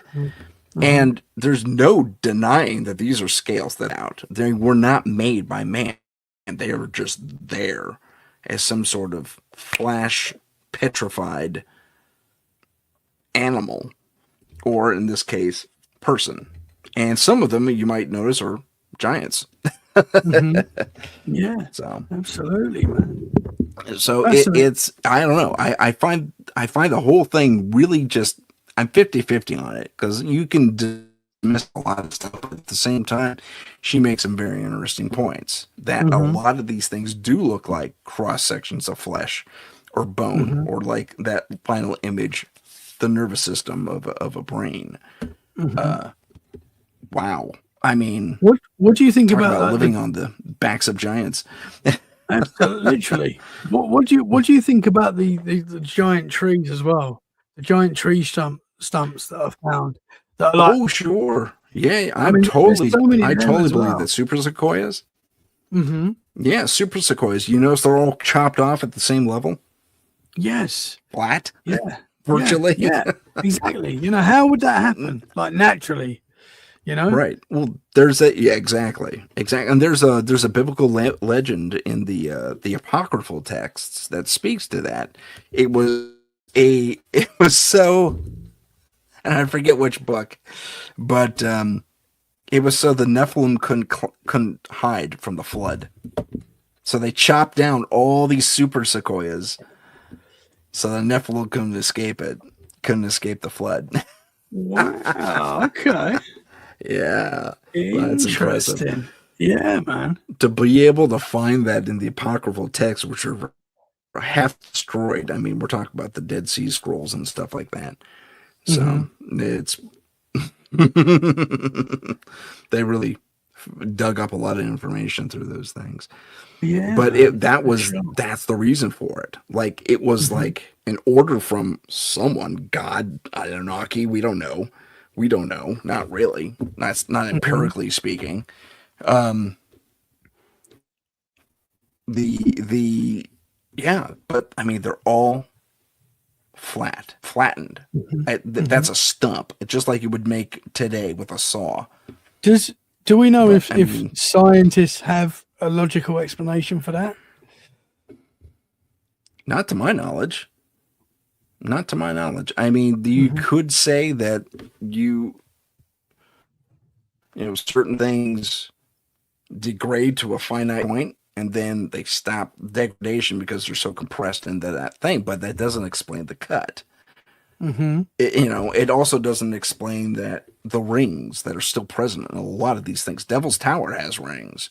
That's in Wyoming. That's where they did the Close Encounters of the Third Kind. And so that thing, the Devil's Tower, is a tree. Just look at it. It's not that hard to discern. It's definitely a tree stump. Yeah. And there's others throughout not only the Colorado desert and most of the Midwest where there are those formations, rock, they call them rock formations. But I mean, it's obvious. It's just plain obvious if you looked at it, and it took a helicopter view of the Devil's Tower specifically to really say, "Oh my God, it is a tree." Holy, absolutely. I didn't know that. Yeah, it's wild. So there wasn't just giant people; there was giant It's- trees. Everything was perhaps on a larger scale. Super fun. Absolutely. I mean, look at where, we're going to go back to dinosaurs / dragons.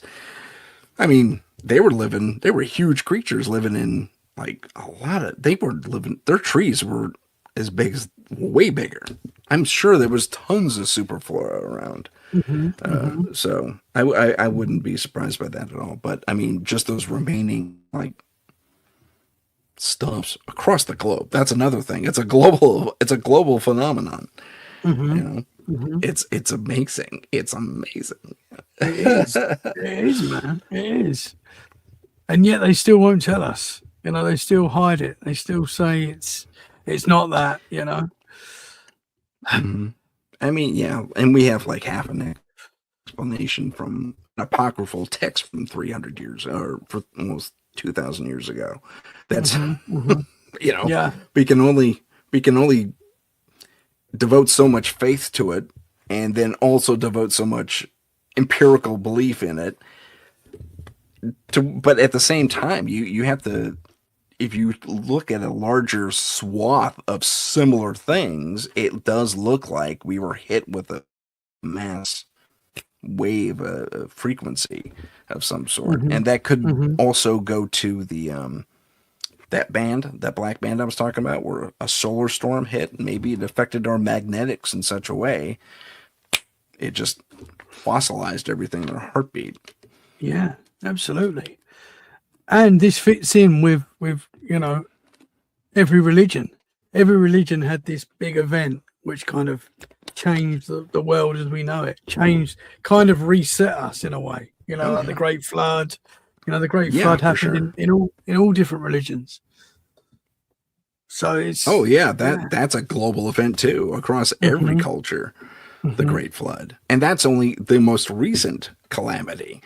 The Hopi Indian out here, not out here, but Arizona area or New Mexico.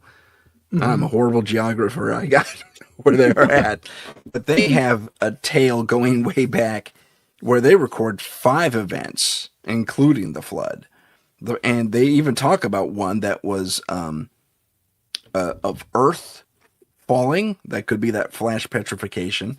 There's one before that about fire, and that could be the solar flare. And there's one before that, I think, was also either water or ice, and that could relate to the Ice Age. And they have it documented on rocks, man. And they say that we survived all this because we went underground, thanks to, and this is where we get a little conspiratorial, a little more ancient alien. The ant people helped us. Go. Yes. Yes. Yeah. Yeah. So, Which some people say look like the Greys. they look like they also look like the mantises. The mantises as well. Yeah, absolutely. I mean, we saw that interview with the Native Americans, and they showed them. I can't remember where the who done the interview, but it was out there. So the guys doing the interview showed the Native Americans the picture of the grey alien, and they had a word for it, and they described it as living underground. That's and they'd never seen the grey alien. I don't know if you know what interview I'm talking about. It was a. I think I do. It's an older interview. Yeah. But they weren't aware of our concept of the Greys, and they were kind of saying, "Oh, they're the ant people, and they live underground." And so, it's an interesting. Yeah, man. Yeah, it's fascinating. It's wild. They, yeah, it's crazy. It really is. To have all these interactive, I mean, it's sparsely, networked. All this knowledge, I mean, it does play into when it's, into various things across the globe, across time. It gets a little hard to suss out sometimes, but I mean, if you take a logical step back and put these pieces together for yourself, you're going to probably come to the same conclusions. So absolutely, for me, I'm convinced. I mean, and they're not the only culture to go underground, the Hopi. There's that culture. What is that? Turkey? They got a whole city, something like 30,000 feet underground or something like that. I think maybe I'm over exaggerating that, but it's deep. Yeah. And they also had some sort of warning, some sort of forewarning saying, yeah, bad things are about to happen. You might want to get underground. And I think they described them as, or called them angels. I don't quote me on that because I could be wrong about that. But yeah, there's that, and there's a number of those cities in and around the Turkey area where they all go underground, like deep underground, like way, way, way underground. And so it's worth taking that into consideration as well. Also, we also just kind of have confirmed that that's a global experience as well for our ancients, no matter where they were in the globe. Absolutely, they escaped cataclysm. Yeah, maybe that. Underground. And then there's the other. Not petroglyphs.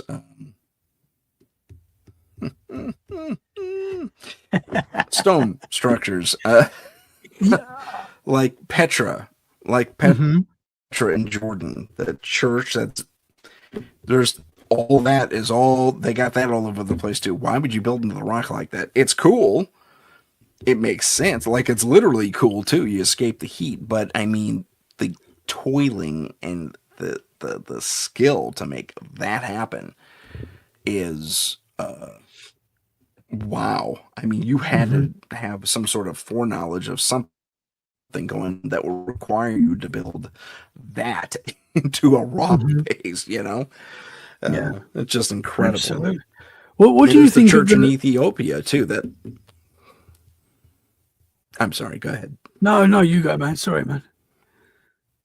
The church in Ethiopia, that is literally the roof of it is at ground level, and they sculpted it out of one piece of rock, like 50 to 60 feet down. For what reason, though? Why would you do that when you could just build on where it was? Flatten the rock out a little bit, that's easy enough to do. But no, they went down, and they're not the only ones to do that. India, they did that in India, too. Something compelled them to do that. I mean, to take on that task, to build a monumentally fortified structure into the rock, not above the rock, into the rock. Yeah, it's amazing. I'm sorry. What were you going to say? No, I was going to say, we've got this new theory in Egypt where they've kind of realized that maybe they dug down as well. You know, I know we don't know yet fully, but what are your thoughts on that?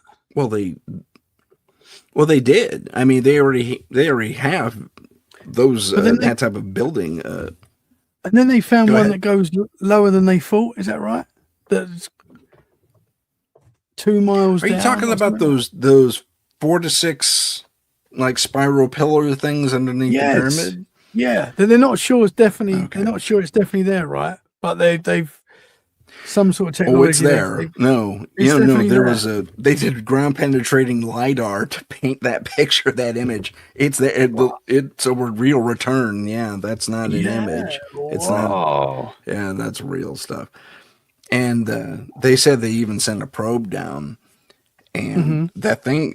There's a spiral staircase built into each one of those tubes, and it goes down to a room, and it's like a mile or two down. Yeah. Come on. It's wild. But they were doing that already in Egypt. It's wild. Like in Memphis, don't quote me on that. Memphis and along the Nile there, there's a series of underground tombs. So there's the main facade there. Ah, man, is this Memphis or is it somewhere else? Where they got the 4 kings or pharaohs sitting in chairs. One or two of them are kind of crumbled down. And you go in, and you go down, and then you go down again, and then you kind of make a giant U-turn, and you're underground, and they have these vaults that go on for at least half a mile. And in there's these alcoves carved out of the rock, and there's these giant sarcophagi, and they pried one of them open. They had mummified bulls inside. I don't know why, but they had mummified bulls inside, like cows, bulls. Interesting. Yeah. Interesting, man. I guess someone likes their beef in the afterlife. That's I think, yeah, absolutely. Egypt's one of the ones, man. I want the answers to that, because obviously we don't know. It's very possible that the Egyptians now stumbled upon these sighting at these artifacts and carried on. I know that's controversial, but they found these pyramids and some of this stuff. I don't know, man, but it definitely doesn't seem to be the history that we're told doesn't seem to be what was. When you look at Egypt alone, it's so right. Yeah, I would love to know the answer. Yeah, a lot of it doesn't track. Oh yeah. Yeah, me too. Like, there's the one guy, not the guy, I'm sorry. There's the quarry where they said they pulled up all, carved out all these stones and shipped them, like hand lifted them out of the quarry over a couple of dunes and over miles. They dragged these stones into place. Some say, okay, here's what really happened. They had this quarry and they did chop out a square, but it was to measure how much of that powder, that rock you needed. They pulverized it, shipped it over there, and then turned it into a concrete, and then poured the foundation stones that way. So it wasn't they were carving out the blocks way over there. It was like they were measuring how much of that rock was required to fill in the mortar. Interesting. Man, and they say Stonehenge may have been built in a similar way because because some of the blocks are a little too uniform even for back then, whereas others aren't. So they're saying, well, maybe the technology, because it took like 30 million man hours to put that thing together. So 30 million man hours. I mean, even if you're going 16 hours a day, that's a lot of time. That's a lot of time. That's a lot of time. Dreadful. But the so thing is, I imagine the block and tackle came into place. Yeah. But I mean, Stonehenge, we just don't know. We don't know what is underneath Stonehenge. I had Matt Pike on my show, who works at Stonehenge. Oh, neat. It's very interesting because he was kind of saying that underneath Stonehenge, it's like probably 10%, probably less than that, that's actually been researched and excavated but properly. You know, there's so much under there that they don't know. And I think he was saying that they're waiting to use Really? technology. Yeah, they're waiting to use technology where they don't have to dig it up. You know, whether they, you know, I don't know what that technology is, but to be able to look without digging it up, basically, that's what they're waiting for. And there could be so much down there that we just don't. There could be a giant, you know, who knows? There could be anything down there. Could be a completely different, or like that's the top end of a turret of a castle or something like that. Absolutely. Or some sort of research center there. Yeah. Yeah, man. Because I always thought with Stonehenge that it's all been dug, it's all been researched. They know everything in that area, and I was very wrong about that because they don't know a lot at all. Even to this day, they don't. That's pretty incredible. Even to this day, they don't know. There could be anything under there. You know. It's amazing. So, and one of the rocks came from Scotland. That was another recent discovery. Yeah, I read something about that. Freaking Scotland! Wow. That's before it took 10 hours to drive there. So you know that was when it would take a while.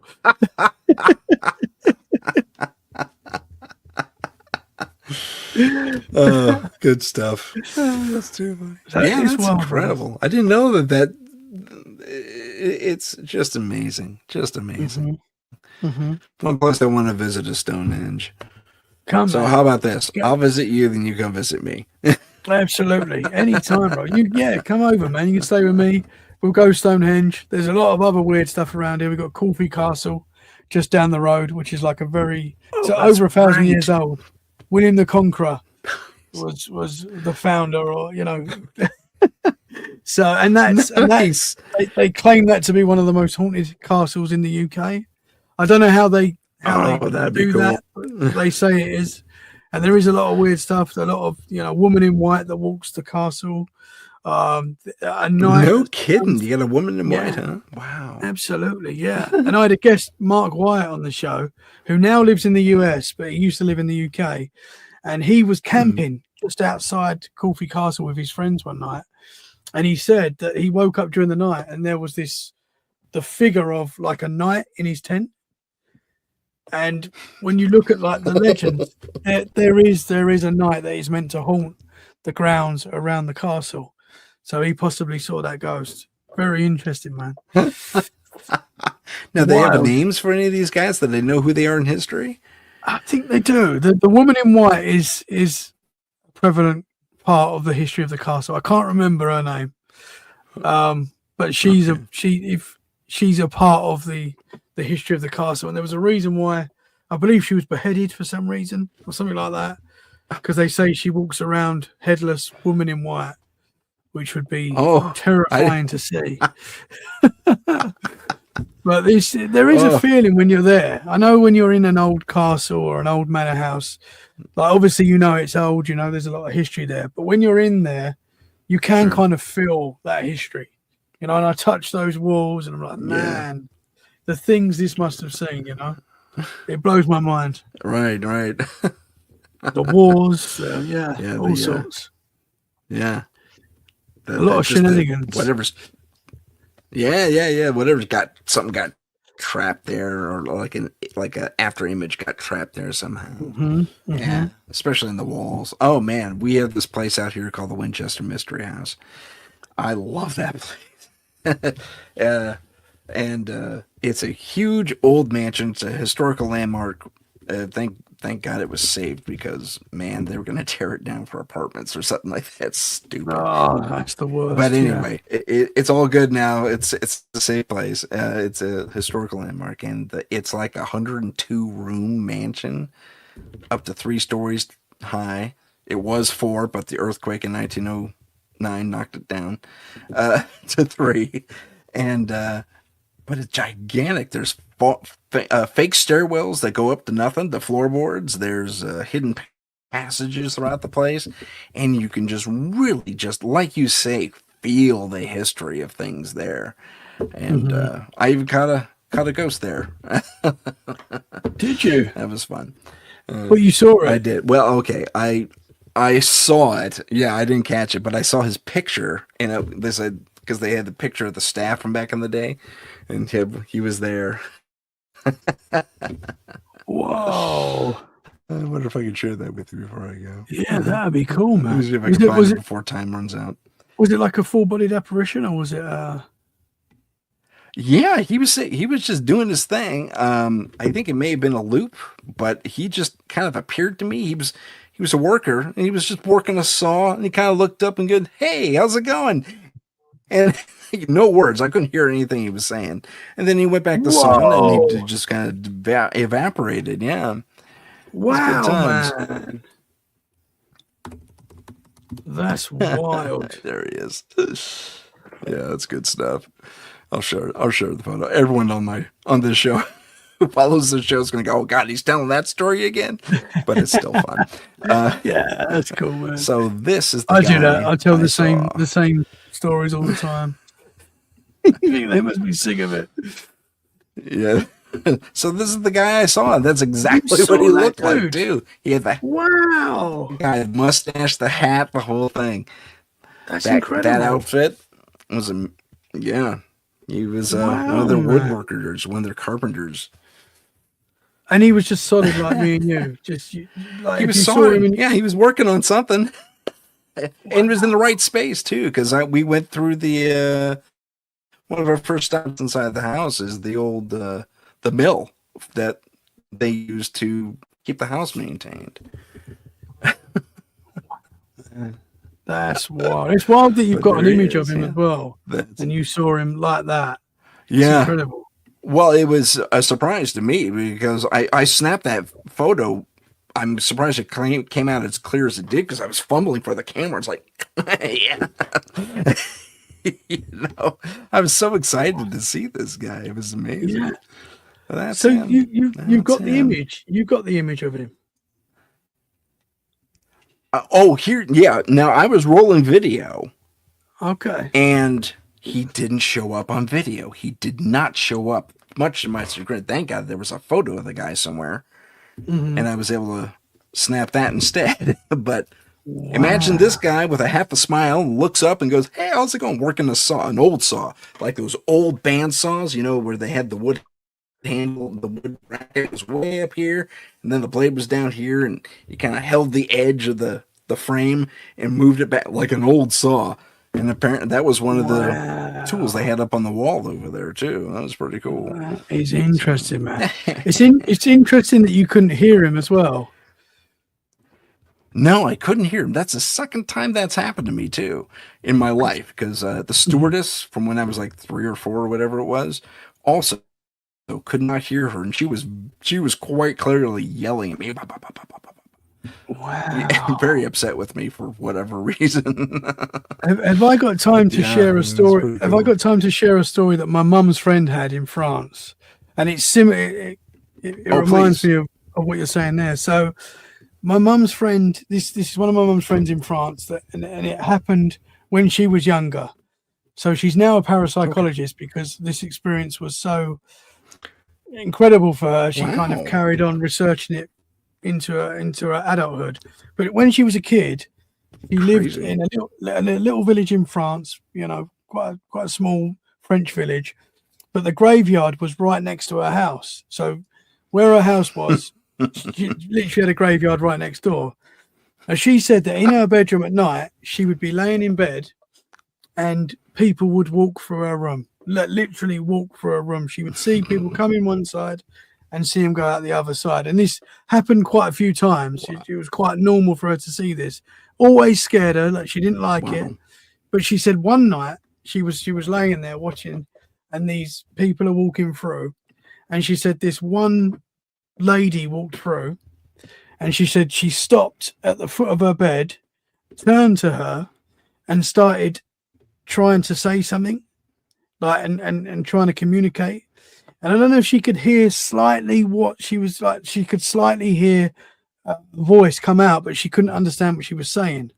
And this entity spirit was trying to say something, and she looked quite sad, and she was like trying to tell this girl something, and she kind of this spirit gave up, and just like carried on walking through. I don't know if it was the next day or very close to that time. She was going through the graveyard with her family, and there was a new fresh grave, and she went up to the grave, and there was a picture of the girl that she saw in her room that night that tried to communicate with her. So they think that it's possible that wherever the house was, it was like some sort of portal, maybe. But this affected her so much, she carried on researching it into her adult life, and she doesn't have experiences now, apparently. So like she had these big experiences when she was a kid, but it kind of stopped at some point, and she doesn't see these things anymore. So I thought that was interesting that she couldn't actually hear what this lady was trying to say. So that's my mum's friend. Yeah, that's been my problem too. That's awesome. That's a great story. Great way to finish too. Ladies and gentlemen, my name's Tim Sedano. This has been Paranormal Insight, and that over there is Tommy Cullum. Thank you, brother. Tommy, thank you so much for being on the show. Pleasure. All right, hang on for a second afterwards. Ladies and gentlemen, thank you so much for watching and listening. We'll see you next week on Paranormal Insight. As soon as I hit the button, I promise. If you have a paranormal experience that you would like to discuss on the show, please email us at paranormal.insight.podcast@gmail.com. That's paranormal.insight.podcast@gmail.com.